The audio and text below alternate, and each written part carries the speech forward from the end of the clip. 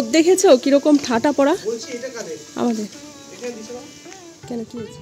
এই তো এইটা আর এইটা লাগিয়ে দিয়ে গেছে নতুন, আর এই বাসটা আগের আমাদের ছিল। ওই বাসটা আমাদের না। হ্যাঁ হ্যাঁ হ্যাঁ। এই দেখো আবার ফুল গাছে সুন্দর ফুল ফোটা শুরু করেছে, দেখেছো? গাছটা আবার কি সুন্দর হয়েছে ওই বৃষ্টিতে, গাছের বেশ সুন্দর তরতাজা হয়ে গেছে একদিনের বৃষ্টি। নমস্কার সবাইকে, আমি হাজির হয়ে গেছি আমার এক গুচ্ছ স্বপ্ন পূরণের স্বপ্ন নিয়ে তোমাদের সামনে। তোমরা সবাই কেমন আছো? আশা করছি ভালো আছো। আমরাও কিন্তু খুব ভালো আছি। আজকে হচ্ছে শুক্রবার, আর এখন কটা বাজে বলো তো? ওই 1টা বেজে গেছে, অনেকটা বেলা হয়ে গেছে আজকে। তো সকাল থেকে অনেক কাজ করেছি, তো সেই জন্য কিন্তু আর ভিডিও করা হয়নি। আর কি বলো তো, কাজের সময় যদি আমি ভিডিও করি তাহলে আমার কাজ করতে অনেকটা লেট হয়ে যায়, তো সেই জন্য আর করিনি ভিডিও সকাল থেকে। তো সকাল থেকে অনেক কাজ করেছি। ওই ঘর আজকে ডিপ ক্লিন করেছি যাকে বলে। তারপরে হচ্ছে জামা কাপড় ভিজিয়েছিলাম রাত্রে কালকে অনেকগুলো, সেগুলো কেচেছি, ধুয়েছি, মাথায় শ্যাম্পু করেছি, বাথরুমটা পরিষ্কার করেছি। অনেক কাজ আজকে একদিনে করা হয়ে গেছে। কাজ কি বলতো, আমি ধরো করি না কিন্তু যেদিন করি না একদম কি বলবো, কত যে কাজ করে ফেলি। তো যাই হোক, তারপরে কিন্তু এই যে চলে এসেছি ছাদে জামা কাপড়গুলো মেলতে। আর দেখতেই পাচ্ছ ছাদে কিন্তু দড়ি টাঙানো হয়েছে, দড়ি টাঙিয়ে দিয়ে গেছে যাকে বলেছিলাম সে। জামা কাপড় মেলে এখন ঘরে গিয়ে কিন্তু রান্নাও বাকি রয়েছে। আর কাজ করতে করতে এত বেলা হয়ে গেছে বুঝতেই পারিনি। দেখতেই পেলে চন্দনও কিন্তু অলরেডি চলে এসছে। আমি ঘরে এসে সোজা চলে এসেছি রান্নাঘরে। সোনাকে বললাম যে বাবা তুই হচ্ছে একটু স্নানটা করে পুজোটা দিয়ে দে, আমি তাহলে ঝটপট রান্নাটা করি। তো বললো ঠিক আছে, তাহলে তুমি রান্না করো, আমি হচ্ছে পুজো দিই। আর সোনা সকালে রুটি খেয়েছে, আর ওর বাবাকেও তো টিফিন দিয়েছিলাম। আর আমি না সেভাবে কিছু খাইনি। কালকে রাত্রে পরোটা বানিয়েছিলাম, রুটি না সরি পরোটা খেয়েছে। তো আমি আর কিছু খাইনি। আমি খেতে গেলে না অনেকটা দেরি হয়ে যাবে, আর খাওয়ার পরে না আমি কাজ করতে পারি না, সেই জন্য আর খাওয়া হয়নি। তো সেই জন্য খিদেও পেয়ে গেছে প্রচণ্ড পরিমাণে। সেই জন্যই হচ্ছে তাড়াহুড়ো করে আমি একদিকে ভাত বসিয়ে দিয়েছিলাম, আর একদিকে হচ্ছে ওই মাছের মাথা দিয়ে লাউ ঘন্ট করবো যেহেতু, তো মাছগুলো ভাজতে দিয়েছিলাম। মাছ বলতে মাছের মাথা ছিল 2 পিস, আর 3 পিস মাছ রেখে দিয়েছিলাম যে লাউ ঘন্ট বানাবো আর মাছ ভাজা খাবো। তো সেই মতোই হচ্ছে বসিয়ে দিয়েছি।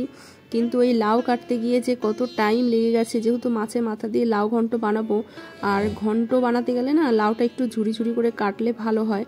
তো সেই জন্য কাটতে অনেকটা টাইম লেগেছে। আর তার থেকে বড় কথা, 2খানা লাউ না, একটা হলে তাও হয়। আগের দিন হচ্ছে লাউয়ের ওই গোড়ার দিক দিয়ে না, 2টো লাউয়েরই অল্প করে গোড়ার দিক কেটে নিয়ে আমি হচ্ছে ডাল করেছিলাম। আর গোটাই ধরতে গেলে 2টো লাউ ছিল, তো সেটাই ঝুরি ঝুরি করে কাটতে অনেকটা টাইম লেগে গেছে। তো ওইদিকে হচ্ছে ভাতটা নামিয়ে দিয়ে আমি হচ্ছে কালকে ডাল ছিল অনেকটা, মুসুরির ডাল করেছিলাম যে লাউ দিয়ে, সেটাই হচ্ছে গরম বসিয়ে দিয়ে, আর এদিকে এই যে মাছের মাথাটাও ভাজা হয়ে গেছে। আর এই যে লাউটা করব সেই জন্য একটু তেলের মধ্যে জিরে আর হচ্ছে আদা, কাঁচা লঙ্কা, শুকনো লঙ্কা ফোড়ন দিয়ে তারপর হচ্ছে এর মধ্যে কিন্তু লাউটা দিয়ে দেবো। লাউ ঘন্ট এইভাবে করলেই ভালো লাগে বেশি, সিম্পলভাবে কোনো মশলাপাতি ছাড়া। আমার তো এভাবেই ভালো লাগে। লাস্টে যদিও একটু জিরের গুঁড়ো যদি দেওয়া যায়, ভাজা জিরের গুঁড়ো, তাহলে খুব ভালো লাগে। মায়ের কাছ থেকে তো এর আগে এনেছিলাম ভাজা জিরের গুঁড়ো, কিন্তু সেটা না শেষ হয়ে গেছে। তো রান্না করতে করতে সোনার স্নান পুজো হয়ে গেছে এদিকে। তো বললো মা আমাকে না খেতে দাও, লাউ ঘন্ট হতে টাইম লাগবে, তুমি আমাকে ডাল দিয়ে আর মাছ ভাজা দিয়েই খেতে দাও। তাই এই যে সোনার জন্য হচ্ছে ডাল দিয়ে আর মাছ ভাজা দিয়েই ভাত বেড়ে দিচ্ছি। তারপরে বাকি রান্নাটা আর কি কমপ্লিট করব। আজকে আর কিছুই করব না, শুধু ওই লাউয়ের ঘন্ট আর ভাতই করব, কারণ বেলা যেহেতু হয়ে গেছে। আর হচ্ছে গিয়ে করতে চেয়েছিলাম এঁচোড় চিংড়ি, কিন্তু চিংড়ি মাছ ছিল না দেখে আর এঁচোড়টা করিনি।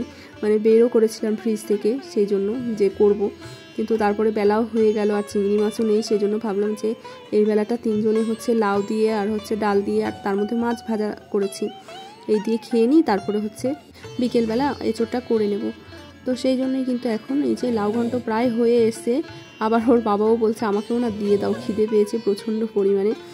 দেখো ওরা সকালে খেয়েও ওদের খিদে পায়, আর আমি না খেয়েও আমার খিদে পায় না বলো। তো যাই হোক, সোনার তো খাওয়া কমপ্লিট, সোনার বাবাও বসে পড়েছে। তো লাউ ঘন্ট হয়ে গেছে, তো ভাবলাম যে না আগে হচ্ছে খাই, তারপরে কিন্তু ওই বাসনপত্র আজকে ধোবো।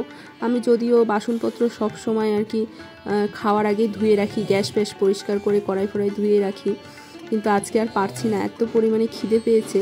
সোনাকে বললাম সোনা তুই তাড়াতাড়ি ওঠ, আমি আর থাকতে পারছি না। আর লাউ ঘন্টটা নাকি খুবই ভালো হয়েছে, একটু বড়ি দিলেও হতো, কিন্তু বড়ি না শেষ হয়ে গেছে বলতে বাবা যেগুলো নিয়ে এসেছিলো মা বাবা সেইগুলো আছে, কিন্তু হচ্ছে গিয়ে কেনা বড়িটা নেই। ওইটা আবার না সোনাও ভালো খায়, আমিও ভালো খাই, বাড়িরটা মানে যেটা মা বাবা নিয়ে এসছে। কিন্তু চন্দন আবার ভালো নাকি খায় না, ভালো লাগে না, যেহেতু দেশি জিনিস না, ও আবার দেশি জিনিস একটু কমই পছন্দ করে। আসলে না খেলে যা হয়, আর আমরা তো ছোটোর থেকে দেশি জিনিস খেয়ে খেয়ে অভ্যস্ত, আমাদের আবার দেশি জিনিসটাই ভালো লাগে। তো এখন খাওয়া দাওয়া করে না আর একটুও বিশ্রাম নেওয়ার সময় নেই, কারণ হচ্ছে এঁচোড়টা কাটবো। আর যেহেতু আজকে অনেকটা বেলা হয়ে গেছে, খেতে খেতে প্রায় ওই 4টের কাছাকাছি বেজে গেছিলো, তো সেই জন্য আর বসিনি। আর এঁচোড় কাটতে অনেকটা পরিমাণে সময় লাগবে, সেই জন্য কিন্তু আর একদম মানে বসিনি, বসলেই জানি আলসি হয়ে যাবে আর এঁচোড় কাটতে পারবো না। আর কালকে আবার শনিবার, আর এঁচোড়টা না রেখে দিলে না কেমন নষ্ট হয়ে যাবে, নষ্ট হয়ে যাবে বলতে একটু শুকিয়ে যাবে। আর এঁচোড় দেখবে টাটকা টাটকাই ভালো লাগে, শুকিয়ে গেলে ভালো লাগে না। যদিও হচ্ছে কালকে মানে বৃহস্পতিবারে এনেছি, তো তারপরেও এই দেখো কি সুন্দর করে কেটে নিয়েছি এঁচোড়টা। এঁচোড় খেতে ভালো লাগে, কিন্তু ওই কাটতে বাছতেই ঝামেলা লাগে। তো এখানে দেখো অনেক মশলাও করে নিয়েছি। আর এঁচোড়টা না একটু বেশি মশলা দিয়ে করলে আমার মনে হয় ভালো লাগে, বেশি খেতে পুরো মাংসের মতো লাগে। আর এই যে এখানে দেখো তার জন্য কিন্তু মশলা রেডি করে নিয়েছি। একটু আলু দেবো, আলু ছাড়া তো আমাদের চলবেই না, যাই কিছু রান্না করি না কেন আলু একদম মাস্ট। তো টমেটো তারপরে পেঁয়াজ সব কুচিয়ে নিয়েছি, এদিকে কিন্তু তেলও বসিয়ে দিয়েছি গরম। আর এঁচোড়টা আমি কেমন করে করি চলো তোমাদের দেখাই। আমি কিন্তু এঁচোড় সেদ্ধ করি না, এঁচোড় সেদ্ধ করলে না এঁচোড়ের সেই যে একটা টেস্ট মানে স্বাদটা আমার মনে হয় নষ্ট হয়ে যায়, এঁচোড় মানে বেরিয়ে যায় সব গুণাগুণ বা স্বাদ। তো সেই জন্য আমি না এঁচোড়টা তেলের মধ্যে আগে ভালো করে ভেজে নিই, মানে একদম লাল লাল করে ভেজে নিয়ে তারপরে কিন্তু এঁচোড়টা রান্না করি। তো এঁচোড় ভেজে তারপরে কিন্তু দেখো এখানে আলুও ভেজে নিয়েছি, আলু ভেজে তারপরে হচ্ছে মশলাগুলো করব। আর এদিকে বাবা ছেলেকে পাঠিয়েছি চিংড়ি মাছ আনতে, সোনার বাবা পড়া ছিল সেই জন্য কিন্তু যেতে পারেনি। আর সোনাকে ছাড়া ওর বাবা যাবে না একা একা, আসলে ওর বাবা না সেভাবে ঠিকঠাক বোঝে না বাজার ঠাজার, মানে কি নেবে না নেবে, ভালো হবে না না হবে, সেই জন্য আমি যাই সঙ্গে, না হলে সোনা যায়। তো সেই জন্য দেরি হয়ে গেল। তো এদিকে আমি ভাবলাম ঠিক আছে চিংড়ি মাছ নিয়ে আসুক, ততক্ষণে আমি মশলা ফসলাগুলো কষাতে থাকি। তো এঁচোড় তো ভাজা হয়ে গেছে, আলুও ভাজা হয়ে গেছে, এখন এই যে মশলাটা কষাবো। এর মধ্যে দিয়েছি গোটা গরম মশলা, গোটা জিরে, গোটা তেজপাতা, গোটা শুকনো লঙ্কা, সবই গোটা গোটা দিয়েছি। তারপরে পেঁয়াজটা দিয়ে একটু ভেজে নিয়ে পেঁয়াজটা নরম নরম হয়ে এলে টমেটো দিয়ে তার মধ্যে ওই যে পেস্ট করেছিলাম আদা, কাঁচা লঙ্কা আর হচ্ছে রসুন, শুকনো লঙ্কার গুঁড়োও দেবো না, শুকনো লঙ্কাও দেবো না, কাঁচা লঙ্কা যেটুকু দিয়েছি তাতেই ঝাল হয়ে যাবে। আর হচ্ছে কাঁচা লঙ্কাগুলো খুবই ঝাল, কালকে এনেছে এই লঙ্কাটা, খুবই মানে খুবই ঝাল, সেই জন্য কিন্তু আর কোনো লঙ্কার গুঁড়ো ফুড়ো দেবো না। এদিকে মশলা কষাচ্ছি, তার মধ্যে কিন্তু সোনার বাবা আর সোনা চলে এসছে এই যে মাছ নিয়ে, চিংড়ি মাছ নিয়ে। এখন এই চিংড়ি মাছ বাছতে কত সময় লাগবে বলো তো, কিন্তু কি আর করা যাবে বলো, ভালো খেতে হলে তো কষ্ট করতেই হবে তাই না। আর চিংড়ি মাছ ছাড়া কিন্তু এঁচোড় একদমই ভালো লাগে না। আমি বলেছিলাম যে তাহলে মেটে নিয়ে এসো একটু, মুরগির মেটে দিয়েও এঁচোড় খেতে ভালো লাগে। ও বলে কি মেটে দিয়ে আবার কোনোদিন খাওয়া যায় নাকি, আসলে ও খায়নি না কোনোদিন মেটে দিয়ে, আমি কিন্তু খেয়েছি মেটে দিয়েও বেশ দারুণ লাগে। হাঁসের ডিম দিয়েও এঁচোড় খুব ভালো লাগে, তোমরা করে একবার খেয়ে দেখো। আমি করেছি এর আগেও অনেকবার হাঁসের ডিম দিয়ে, মনে হয় তোমাদের সঙ্গে শেয়ার করা হয়েছে কি হয়নি অতটাও মনে নেই। তবে চিংড়ি মাছ দিয়ে সবচেয়ে বেশি ভালো লাগে এঁচোড়টা। আর এঁচোড়টা না বেশ কচি ছিল, কিন্তু খুব একটা মানে বড় হয়ে যায়নি। আর এঁচোড় কচি থাক আর যাই থাক, আমার না একটু ভালো করে পরিষ্কার করে না বেছে কাটলে আমার আবার ভাল লাগে না খেতে।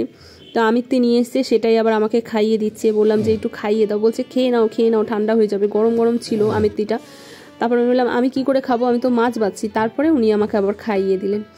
তো যাই হোক মোটামুটি মাছ দেখো বাছা কমপ্লিট করেছি, তারপরে কিন্তু আবার গ্যাসটা জ্বালিয়ে এখন এই যে চিংড়ি মাছটা কিন্তু মশলার মধ্যে দিয়ে দিচ্ছি। চিংড়ি মাছটা আগে আনলে ভেজে নিতে পারতাম একটু, কিন্তু কি করব এখন আর ইচ্ছে করলো না, ভাবলাম যে এমন করে কষিয়েই রান্না করে দেখি কেমন হয়।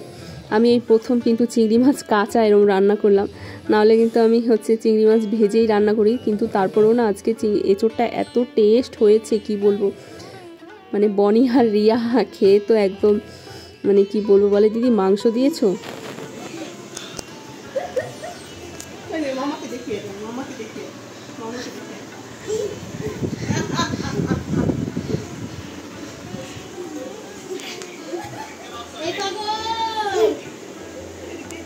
তো আমাদের রান্না বাড়া খাওয়া দাওয়া সব কমপ্লিট হয়ে গেছে। আর তোমাদেরকে বলা হয়নি পাপারা এসছে, আজকে এসছে সেই 10টার কাছাকাছি প্রায়, তখন আমার এঁচোড় রান্না সবে হয়েছে, ভাত বসাবো তখন এসছে। তো সেই জন্য আর শেয়ার করা হয়নি, আর ওরা আসার পরে আমি আর ভিডিও করতে পারিনি।